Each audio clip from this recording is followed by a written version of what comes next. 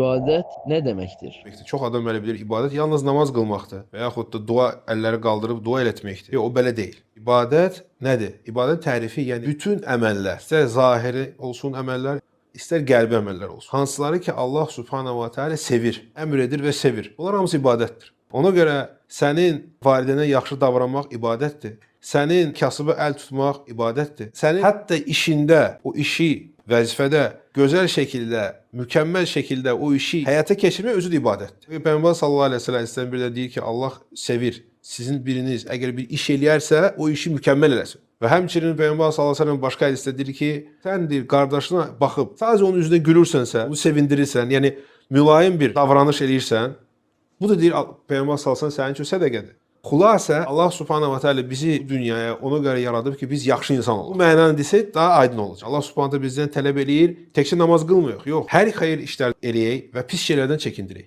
İbadət etmək, yəni düzgün həyat sürmək və aləmləri Rəbbi olan Allah üçün yaşamaq. İbadət budur.